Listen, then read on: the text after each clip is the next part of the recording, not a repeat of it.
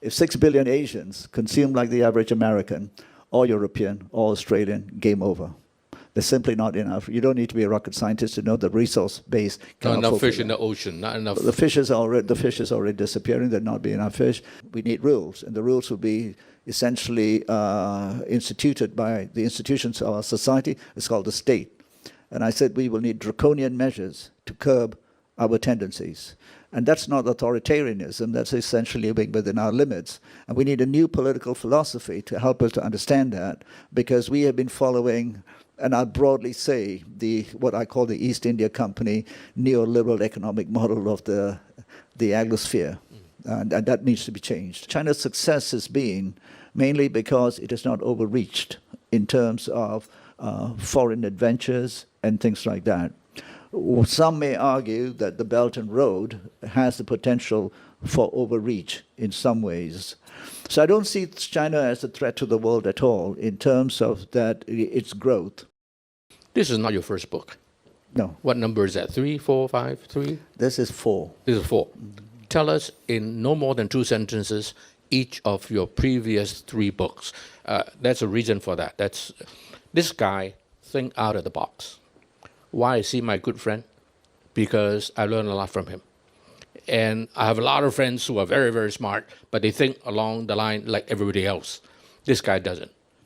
And that's why I want you to know, what are the other 3 books that you wrote? Ronnie, No more than 1 or 2 sentences per book. But firstly, can I say you're too kind, but thank you. I'll bank that one. The first one was on consumption. And consumptionomics. And that was, in a way, I think, ahead of its time. It was essentially saying that all the issues we face, existential threats, essentially cannot be recognized if we do not come to terms with the fact that our entire economic model is premised on getting you to buy things you don't need with money you don't have. It's called overconsumption. Just go home and look at the wardrobe in the fridge, okay? So that's sort of like permeated the debt issue and said, if you don't control this, then we are. And the underlying thesis was that in 2050, and we're getting closer, if 6 billion Asians consume like the average American, or European, or Australian, game over.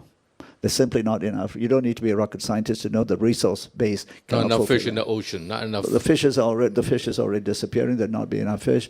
And if we all eat chickens, like I have an interesting stat, I can't remember, but we'd be consuming like 20 billion chickens. And you know, most of the chickens you eat are not natural chickens. They're all steroids and all the other stuff.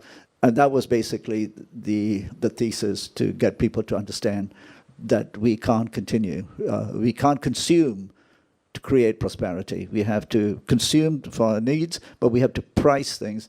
And I introduced, which is a concept of how do you price externalities. And that's why we can't even price carbon dioxide today, because we are not willing to trade off our consumption.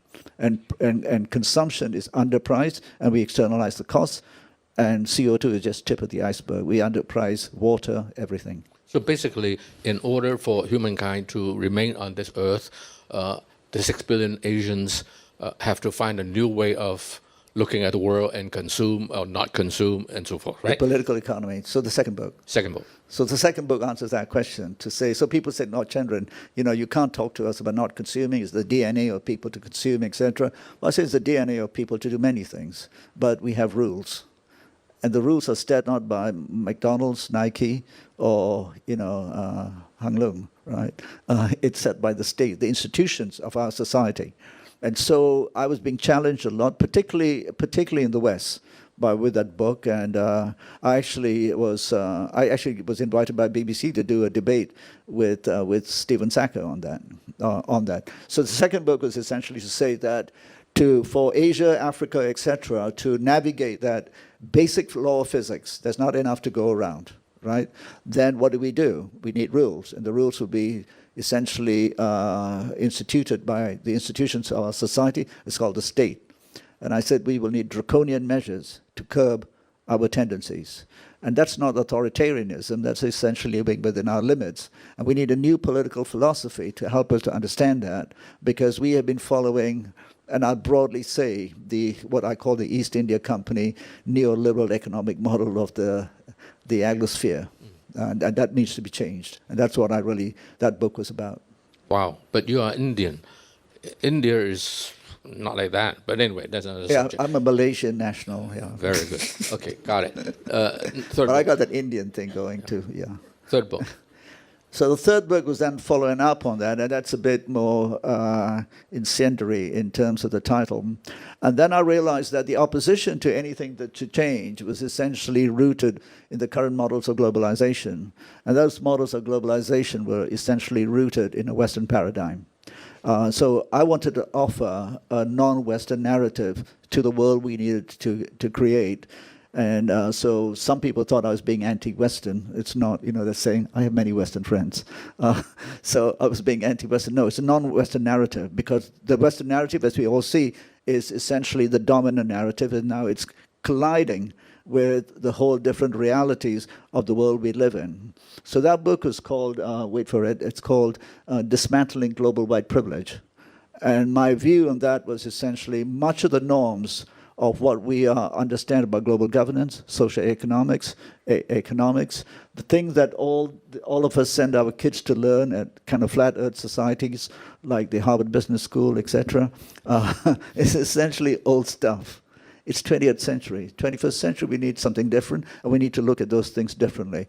So I dissect about 9 spheres of globalization and talk about a need to essentially look at it very differently, and for the Western world to also accommodate a new world order, a more multipolar world in which the rules will be different, but where our rights and freedoms will be redefined, and how we understand what prosperity is and those things. So it's called Dismantling Global White Privilege. And I argue that the guardians of that system, because of the old world, are basically Western institutions.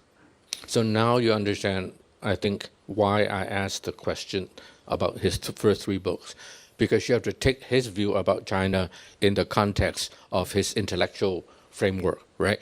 So I'm going to be very unkind to you, Chandran. What made you? There's so many books on China already. Yes. Who are you? What makes you qualified to write another one on China? And what's so special about your thesis that is worth your time writing and worth everybody else money to buy a copy and then read it? So it's funny, I thought you might ask me this question. I don't see myself as qualified. I just want to write a book.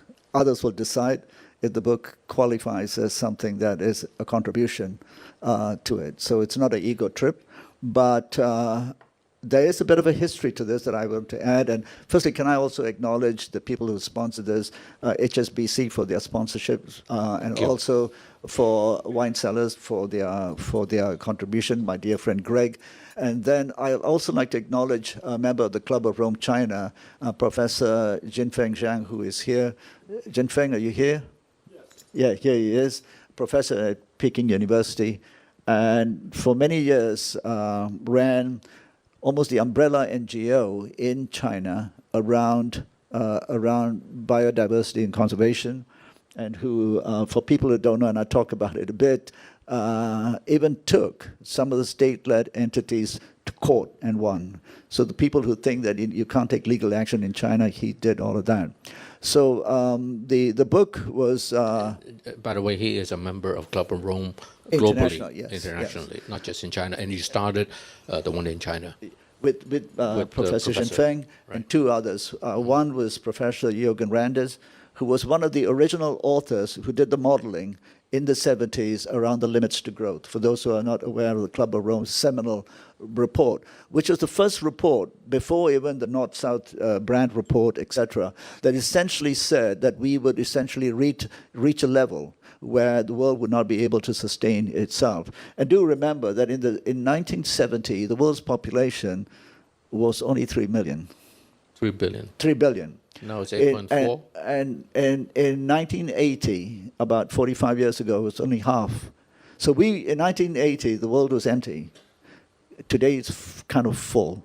So the exponential growth of the global population, it's what triggered a lot of my thinking. So when we formed the Club of Rome China, the mission was twofold, generally. One was to enable Chinese policymakers And my view, as I state in the book, is Chinese policymakers are very open to ideas from the outside. This I found refreshing. So we, as friends of China, but not apologists or anything like that, felt, given the esteemed sort of reputations of the other three, not me, we could influence. They were all known in China. We could influence.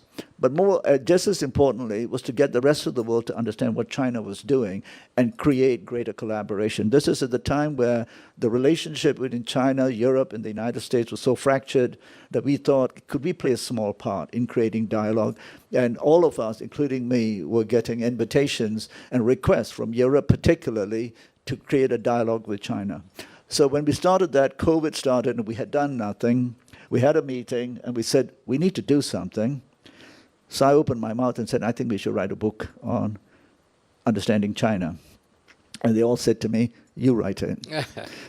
So I took on the task of writing the book with support from my very esteemed colleagues, and that was the basis for it. So I accept that even in this audience, there are probably lots of people who know a lot more about China than I do, for sure. But this is not about talking about China and making an argument. This is essentially about laying down some facts, doing some research, and taking the position that, and which I hope I'm right, and we are right, that there needs to be a book at this point in time that just explains some of the most critical things one needs to know about China without taking sides. And one of the great difficulties we had was not bringing our own personal ideological views into the debate, into the discussion, which, as you know, for me is always very difficult, and just writing that. So the idea was to put forward something, and we did research, and I couldn't find a book that didn't take a pro-China stand, nor take an anti-China stand. You couldn't find these books. There were lots of very good books, as you say, which are either China is terrible, is going down, is going to decline, or the others which were China is the best place in the world and the Chinese are this and that. And there was nothing that didn't take an ideological position, but said, just here's some facts and you decide what it is. And I think one of the difficulties we had even with getting a publisher was some of the reviewers didn't like the fact that there wasn't a critique of the usual things about China. And I had to repeatedly explain that was not the purpose of the book. But it does talk about challenges, weaknesses, and flaws as well. So what do you see as a role of China in the world today? How it can destroy the world or how it can help the world? What role should China play? Or given China's trajectory of where it is going, how would that impact the world, to the better, to the worse, or what? Yeah, I mean, my view and the view of those who helped, put it together. But I would take blame for anything that is overstated in the book because I wrote most of it. My view is that China's risks are not to the world. Its risks are more internal, right? So if you look at things that could happen in China, those would be essentially China's own weaknesses. Every country has its weaknesses, its mistakes, etc., all of that. And those would be China's, and it would be contained. That's my view, right? Because China's, the book argues that China's success has been mainly because it has not overreached in terms of foreign adventures and things like that. Some may argue that the Belt and Road has the potential for overreach in some ways. So I don't see China as a threat to the world at all in terms of that its growth. I have, and some of my Chinese friends here will know, I have cautioned, and even when I've spoken at the 100th anniversary, etc., at an international forum in Hong Kong and elsewhere, I said that, and the Chinese were receptive, and this is why I have a very positive view of the ability to intercept, the Chinese desire to intercept ideas, and in the Asian way, don't be confrontational, don't make people lose face. We all know that, but listen to each other. I have said that I think the biggest risk internationally, apart from the geopolitical risk, which, as we know, we could talk about endlessly for China, is the inadvertent sort of impact China can have on other countries by virtue of its huge size. And that comes back to my point about an economic model that even China embraced with WTO, which is based on essentially driving consumption. So wherever I go, I say to the Chinese, you've got to go back to some of the more prudent Confucius thing about, not promoting overconsumption. So, but if China follows the consumption model, then because of its size, its non-state actors can go all around the world marauding for resources. And those resources may not all turn up in China, they could go elsewhere. So one of the areas I have cautioned, clearly we know, mining is one in Africa, fisheries. And I wrote a piece about this at the invitation of China Daily, after I spoke, to say these are important points. So I think China's risk is reputational, but also damage to other countries because it's so big and it needs resources. And in terms of seeking those resources, it needs to understand at the same time its promise for peaceful rise and a commitment for a community, for a shared humanity. That important statement, too, I don't think is well understood, particularly in the West. And I don't want to sort of, do a broad brush categorization. But that sort of philosophical basis for China's development, I don't think is understood in many quarters. Well, from what I understand what you have said, without the Chinese government getting involved in regulating or whatever word you use, its own citizens around the world, China, if left to its own devices, I mean the Chinese people, if left to their own devices, they are very capitalistic, very entrepreneurial, very hardworking, and they can do a lot of like anybody terrible else. things to the rest of the world, right? Like Europeans, Americans, anyone, business Right. people. Of course. Yeah. But the Chinese are more people, and they're That's harder right. working for most of the other people. And there are more. And they're pretty smart, like everybody else. For example, there's a Chinese saying, involution, right? Is that a word? Yes. Yes. 内卷. Yes. And I mean, if China were to export its 内卷 to the rest of the world, that's disastrous for the world. Yes. And you destroy other people's small businesses.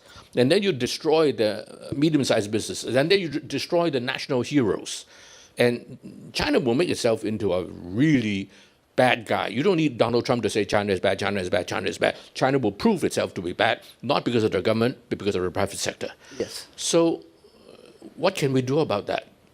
The state has to somehow be involved, right? Yes. So I'm really pleased you asked this question, Ronnie, because I've been saying this to Chinese friends in government that I know or whatever, and in other countries. So this is the point you're making.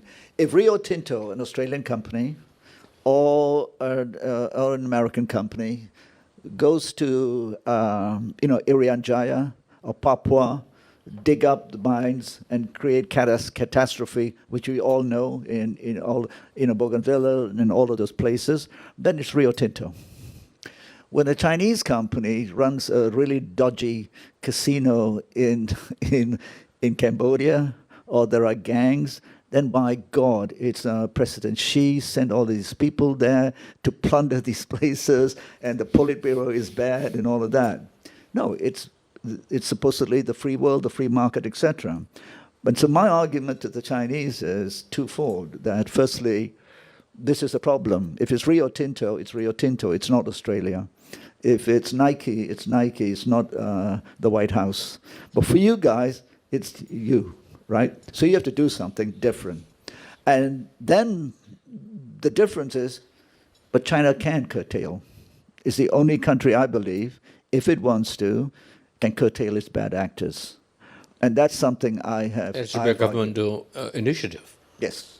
And because it has a different political system, it can control, it can essentially provide, and I use the word carefully, but I think it's important, punish those who go and plunder, do bad things in other countries, which all countries do. I mean, that was what colonization was. That was what globalization was. I mean, I was, just to give an example, it was I was a consultant. I was the first guy to get a call from Nike in 1998 or 99, when the story blew up about the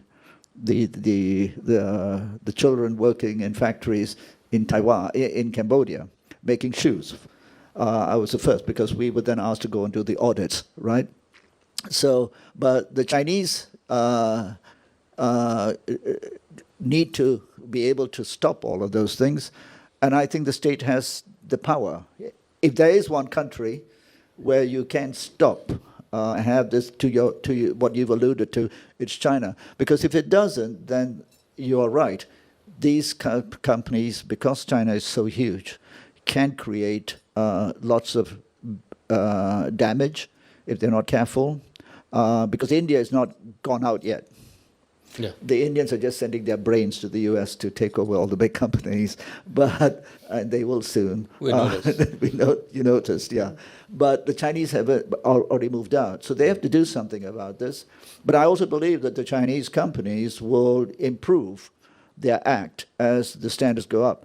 But let's just take Malaysia, my country, which has some of this. But it's incumbent on us. We're not some, underdeveloped country with no tools to regulate. So we have to also be saying no to certain companies. Our regulations have to be better. Our levels of corruption have to be dramatically reduced to protect us from all of this. And in Africa too, I've heard, mostly China is welcomed, but there is a lot of small enterprises going into China, and African governments have to get tough, as must the Chinese government. As I've told people, I said, if you go to Africa and do business there, do business with the Chinese company, make sure it's a state-owned enterprise. Because those guys are regulated. Yeah. Those guys don't go wild. The private sector guys, they are so entrepreneurial, and oftentimes the ethics is lacking. And if you were to deal with private sector companies from China in places such as Africa, it can be disastrous. Yes. But from what you have just said, Chandran, if you were to extend it the next step, if China were to be democratic like America, God, no. that would be disastrous. That would be disastrous. For the world. I don't mean for China only, but Yeah, for the world, for the right? world. Am I right? Well, I don't know if it's disastrous for the world, but I do think that Because the government would not be able to control. regulate, control. Regulate. But that's what my second book was about. And I think these terms, democracy and authoritarianism, etc., are ideological terms that are used. Is the USA a democracy? I don't think so. So you can argue all of these things. So it's essentially the nature of the political system to get the outcomes you want. And I think Deng Xiaoping talked about this. He said doesn't matter what color the cat is. And Lee Kuan Yew, prior to that, as well, said, all of these terms are fine, but essentially what we want is how do we leverage the resources of the nation, social, capital, human resources, to essentially get the outcomes we want, which is more equitable societies. All of the first part's kind of what most people talk about, but actually then we haven't got equitable societies in which there's fairness. So I think for China, it is necessary to have the system they have, and they have to develop it. But in terms of the problem you mentioned, if it doesn't control these companies, then it'll have a negative impact around the world, and China's reputation, in my view, will be easily tarnished because the Wall Street Journal is just looking for another Chinese company to slip on a banana skin somewhere in Africa or somewhere else. Do you think that the Chinese government is enlightened in this regard? Are you hopeful that they will do the right thing for the betterment of the world and hence for China itself? Or would they be following the West and so-called liberalize, in which case, according to your thesis, which I agree, may be disastrous for the world first and then disastrous for China itself? I mean, I can't claim to be an expert on reading the tea leaves, but my at least in my 30 years of 35 years actually, I first went to Beijing in 1990, and seeing and remember my observations of China come from not just having gone to China alone. I've been in Africa. Of course, I've gone to India a great deal, and I continue to see. And I think India has a real problem because of its political economic system. And the thesis of the second book was that large countries cannot have liberal democracies because the democratic systems that are so fickle, which allow for incompetent people to get into power, etc., do not allow for us to navigate the existential threats of our time. 8 billion people, maybe peaking at about 10. We are living in a very different era from when we thought about the East India Company and we talked about finance and free markets. We're living in a different period. So I think for China, I think the government, my reading from what I've seen, is constantly watching and looking at all of these things. And I think given a conversation like us, hopefully, is heard. But I've been saying it a lot. They have to control. And in the last couple of months, I've seen in my part of the world, Southeast Asia, the Chinese government actually cooperating with governments to arrest kingpins or what they see as undesirable activities. So to your larger question about democracies, I think, I'll be provocative here, I think China is more democratic than India. But if you see democracy as just the sort of, the face-out sort of opportunity every 4 years to go and vote and say people have all their choices, then fine. But I would say, and I've said this in India, I think China is more democratic than India, because if you look at then what is the governance system you're looking for, whatever you call it, you're looking at outcomes. And you look at outcomes which essentially free people from drudgery. And you can't question that the Chinese system, whatever you want to call it, has freed more people from drudgery than any society in human history. And that doesn't mean there are not lots of imperfections as well. But if you were poor today, would you rather be Chinese or Indian? Oh, that's for sure. It's very clear. So what's the political system for, whatever you call it? And I have argued this with prominent Indians and said, so I'm living in a democracy in India, but if I'm poor, the lights turn off, I don't have proper water, sanitation, nobody cares. The roads don't work. So I think that's really the more fundamental question. What's the political economy? Are people willing to put up with essentially tougher rules so that collective welfare takes precedence over individual rights? And that's really my thesis. And I think this does happen in many places. In my book, I argue that Japan is essentially a society in which no matter, the elections, who cares? But Japan works because the Japanese people are obsessed with, believe in collective welfare before individual rights. That's why the toilets are so clean. Right? I mean, a Japanese person who goes to the washroom understands someone else is coming. It believes in the collective. They don't throw things. They don't try and get away. So in Malaysia, when I speak, I tell my Malaysian friends, if we could just be 30% Japanese, we would be so good. Because we would. But it's that notion, and Korea has the same, I think, that sense of collective rather than the individual. And the United States is all about the individual, and we see the collapse that's taking place. Can I ask you one more question about India? Now, a lot of people say India is rising. Well, in some ways, yes. For the last 20 years, I've observed a lot of improvement in many, many ways. But at the same time, there's also a lot of things that has not changed. And some things even perhaps gone backwards. How do you see India evolving? They are so proud of the democracy, and yet you have 1.4 billion people. You have poverty that you don't see in China, for example. So what will happen to that country? Will they become enlightened? Will you write a book on India after your China book? Yeah, maybe. But I told your students the other day who were all planning to go to the US, to go to India first, at least for a weekend, for a week. So, Ronnie, maybe you want to charter a plane, take them to Delhi for a week, and get them to see stuff. Anyway, I don't claim to be an expert in India, but my thesis has been, and in the book I argue, India is now, there's more Indians than Chinese, right? So I always say to my Western friends, if you were worried about the Chinese, wait till the Indians come. I mean, because they can talk, they can argue. He can talk, I can't. And they can shut you down, right? And they will run your banks. So the Indians haven't come out yet. But when the Indians come, it'll be a problem. Will they? Individuals, yes. Yeah. But as a nation? So I say this carefully because, whatever I see, I travel back to Kerala, my relatives and all, but they're all good communists in Kerala anyway, so they might understand. The first communist state. But right. Anyway, my point is that I think India is a larger population, 1/3 the land mass.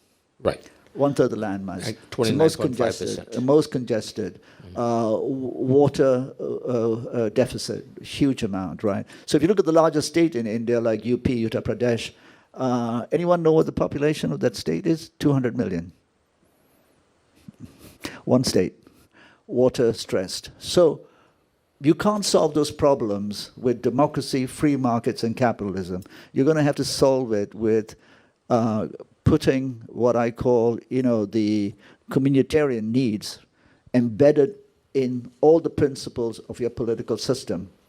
And that means, not the Chinese system or whatever, but it is a system that essentially has long-term planning, essentially puts communitarian needs before, and has meritocracy at the center, which I talk about in this book. And so I think unless India does that, and I was in India last year, I had a debate with several Indians, and, I'm respectful of India because, but I think Indians are so defensive, and my view is democracy is the bane for India. You cannot solve it. It's the problem for India. And then the Indians are also, because of culture and all of those things, also been desensitized to poverty. And I think the difference in China was the people who rose to the top, because of the system and the party's obligations, the people who rise to the top, they have to show a commitment to communitarian needs and all of that. Only the best people can get to that. There's always a risk someone might not be, but they've had that. And they are steeped and rooted in the idea of serving the society. I firmly believe that. I've met so many mayors of small towns, 2 million people, and these people work small town. And we go to India and do projects as well. And, I love going to India, of course. But we do these projects. You see no one from the government. You don't? You'll see no one from the government to come and meet you and talk about this thing. So I think India's problem will be that the system it has currently will not serve its needs. And as much as we have all said India has, and this is why measures like GDP are very inaccurate. The rich are getting richer, but at the rural areas, I don't see any improvement. I see little. Even in Kerala, which most people here know is probably the most, in terms of water, sanitation, education, I think education highest in the world, 99% literacy, etc. Women's education. It's certainly highest in India. Yeah, but higher than the United States, higher than the UK, any European country even, in Kerala. But the problem was the infrastructure is not what it should. So the GDP is a measure of, we know the limitations of the GDP. The old saying is you can build more prisons, and then have a good GDP. But if you spend money on decriminalizing and preventing people from getting a crime, that doesn't show up on your GDP. So I think India will have a massive problem. I don't think it can navigate the challenges of its times through a democratic system. What it'll morph into, I don't know. But it certainly has to do something very differently if it is to serve the needs of the people. And, we're not talking about a couple of million here and there. We're talking about 500 million people who are disenfranchised, in my view. And Indians don't like me saying this, but that is the truth. So what will India do? I don't know, but the current system, I don't think will work for it. Back to China, and in particular, China's relationship with the rest of the world. What do you think is the most misunderstood thing of consequence? There's a lot of misunderstanding. They're not of consequence, so forget about it. What are the primary things that you think America, the West, don't understand of China, don't understand about China, that they really, really, really should know? I think my view to it is two things. Misunderstanding is one thing, but I think there's more than misunderstanding. There is actually fear. Right? And the fear is born out of a great insecurity, and therefore, whatever you need to do to put these people down. Right. And that, I think, is rooted in historical, what I call the exceptionalism of Western civilization, but perhaps most exemplified in the United States, where, the American exceptionalism is kind of out of control. It's on steroids. But the Western world, and I again say this carefully, is after 400-500 years of dominance, and I feel the pain of my Western brothers and sisters. When you have been number one, the one? You have been number one, Yes. 400 years of dominance. Yes. No matter how liberal you are, you still think you're better than those people. Right. And that the liberal narrative camouflaged some of that. And I don't want to go into how I came to all that conclusions, but I have watched very carefully, having been a friend of many liberals as well, camouflaged all of that. And China was in the same position in 1800, thinking that they are the best, the strongest, and so forth, without knowing that they were the beginning of the fall. Yeah, but they were not doing what was done, what the West did, which was to essentially dominate the world in terms of colonization and all of that. Stayed at home. So right. I think all nations, all of us have the capabilities that we're overestimating our capabilities. So now I think the West, and particularly the United States, is fraught with the difficulty about accepting a non-Caucasian nation as its peer. And I use that term because I think it was the Undersecretary for State or the number 2 to the Secretary of State, inadvertently, I think 3 years, and happened to be a black woman, said, China is a new threat because we have never been faced by a non-Caucasian race. And this was a black woman, so I don't know what happened to black consciousness in the United States, but all my black friends are saying they need to leave and come to China or something like that. But but this is deeply not understood. This is fear, and then everything else that you say misunderstanding is partially concocted because you refuse to want to learn, to understand.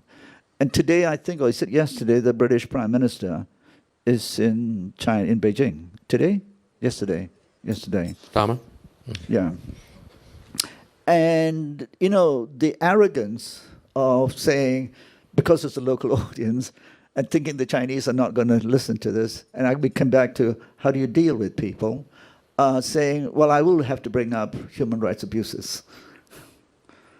A government that's been complicit in what's happening in Gaza, arresting its own people, 60-year-old people. So I think it's less misunderstanding. It's a refusal to accept the rise of another. And then finding different ways to say all of these things. Because all you need to do, I'm not speaking here as someone who's trying to say China is great. No. All you need to do is go to China, but people like me have had the privilege. Some of my student friends from the 80s in the UK, I've been struck by how ill-informed they are, British friends, well-learned, but they have no idea. They can't understand all of these things. So they still think it's all polluted, it's dirty. The PLA is everywhere watching you. You can be kidnapped if you are not careful, and all of those sorts of things. So I think at a policy level for politicians in the West, I don't think it's misunderstanding. I think it's deliberate, and the media as well, because out of fear. And I've always said that China is not a threat. That doesn't mean China is going to be benign, but it's not a threat to you in that sense at all. And there's much more to be gained, as I argue in the book, by cooperating with China, to help China, and for China to also help the rest of the world. And I have said in the book that I believe that, particularly when we talk about the Western world, we can talk about India as well, which has been extremely sort of, not confrontational, but taking the side of the West more, but now thawing relationships. And I believe that the most consequential geopolitical relationship of the 21st century is China and India. If China and India can sort it out, you lift over 1 billion people out of poverty, because that includes Pakistan. So Pakistan is no more a sort of, this terrible place. India needs to make friends with Pakistan, and then there's Bangladesh. And of course, the whole of Southeast Asia will rise as well. So I don't think it's misunderstanding. If that's the case, which I agree, if that's the case, the only way the West will wake up is when the reality hits them with a ton of bricks. It has. That's why it's reacting so badly. Right, but they need a lot more, because they haven't woken up to the fact that, hey, maybe we should look at these guys as equals rather than look down on them. It's very difficult, but it'll take time. It'll take time. It'll be very difficult. When my Indian friends tell me that, and they have for many years said you're too pro-China, etc., I said, look, man, I'm not even Chinese. How can I be pro-China? I'm interested in development.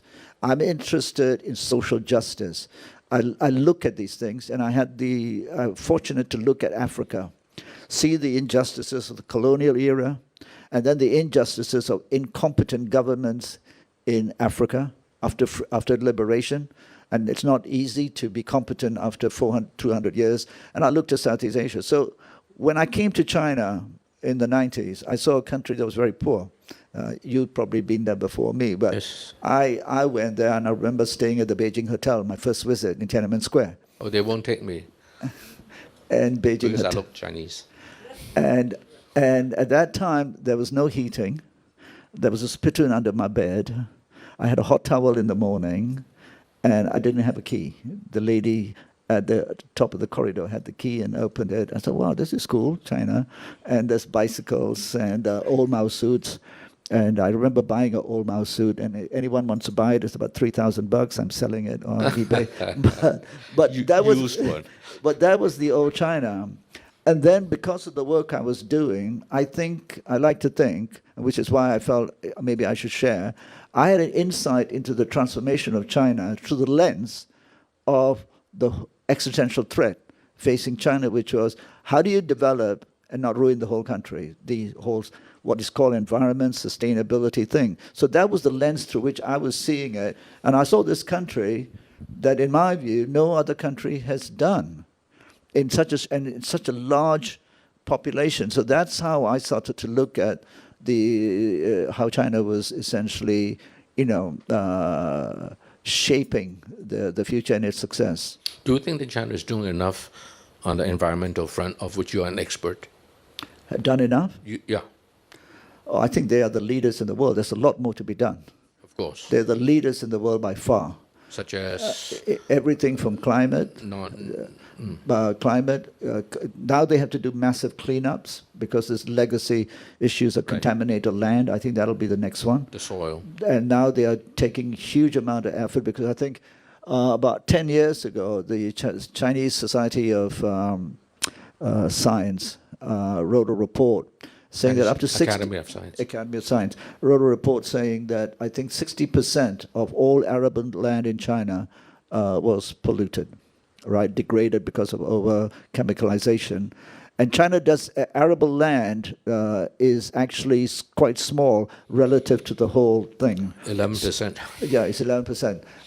And so India has a larger percentage of arable land. 30%. So they have equal the same amount of land, except that China is always in the mountains, whereas India is more flat land with rivers. Yeah, so the arable land issue is a big one, but China has started doing something which is very interesting. They're starting to essentially dramatically reduce the use of fertilizers, pesticides, and herbicides using technology and using drones.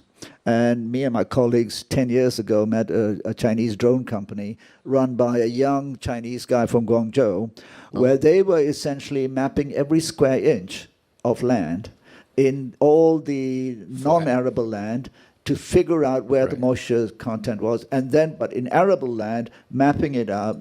And they had drones that I don't know how more advanced it could be, so that you don't have to spray a whole field. Right. You could actually detect the plant, the tree that had been contaminated, that was being diseased, or the one that needed fertilizer, and you could target it. They could even target it down to the branch. Wow. Right? That was 10 years ago. That guy spoke here, by the way. Yeah, you know. And now what they're doing is looking at essentially, I think the reduction of fertilizer using chemicals is the target is to reduce it by about 60%, right? The next step clearly will be to start cleaning up the groundwater and contaminants. I think the easy pickings, solid waste, etc., they have taken care of that, which we call easy pickings. But in most countries, it's a tremendous effort to, firstly, you have to change behaviors. So those things have been cleaned up. Air, I think, is much better. Industrial practices are much better from, we've done audits and things like that. I think next is land, the food supply chain, water. Water is much better. And then clearly in terms of water, a clear thing, three of the most important contaminants for surface waters is, of course, agricultural runoff. They're reducing that. Then it's human waste, sewage. And I think they've done a tremendous job there. I go to small towns in some of the indigenous populations up in the mountains, and they all have sewage systems. It's amazing what they've done in 10 years. So water is becoming better. Industrial pollution, water, under heavy control now, and the fines are exorbitant. Even I think there was 10 years ago when they sent a strong signal, there's even capital punishment for, capital punishment for a massive release of cyanide by a company. Well, then you're killing people. You're killing people. So I think that's where it is. And but China needs to be very careful about its environmental footprint elsewhere, which is what you and I are talking about. Well, I'm going to open to the floor, so get your questions ready. My last question to Chandran is the following. Are you optimistic about the existence of our race 10 years from now, 20 years from now? Will things get better, or do you think that things will continue to deteriorate like what has been happening in the last couple of decades? I think I've been asked this question firstly from a geopolitical view. From a geopolitical view, I think we have perhaps another 10 years of turbulence, particularly as the Americans get more realistic. I think America will continue to have, and I think Pankaj said this, a low intensity. Who said that? Pankaj Mishra, when you had him. Yes, he spoke here a few months ago. And I think America will have, and I think we're seeing it, a low intensity civil war. So that, I think, will preoccupy it. And in fact, the new national security strategy or whatever does point to the fact that America's greatest threats next will be internal. Internal in two ways, both the struggle inside, but also the fact that these absurd excursions into the rest of the world will invite foreign interventions back into the USA, because I think the Americans cannot pretend that they're living in 1975, where they could go over, send B-52s, which they're trying to do with Iran now, and there'll be no retribution. I think the technology has changed, and I think people, other countries, are not going to put up with it, bad actors. Just as sending your troops and the American bad actors to invade countries, abduct leaders, assassinate people, others will come to you. So I think this is unfortunate for all of us in every country. But I think that, if it happens, will be the next 5 years. And then I think the Americans get tired. You scare the heck out of me. When there is asymmetric in terms of strength, then the weaker party would have to resort to things such as terrorism. Yes. And now with technology, as you mentioned, people may have a way to get back at the stronger one. And that's really a horrible thought. But Ronnie, because we're talking very openly, you talked about others have to resort to terrorism. You know, when I was in Africa, I was with the ANC. They were called terrorists. They were freedom fighters. So we need to be very careful.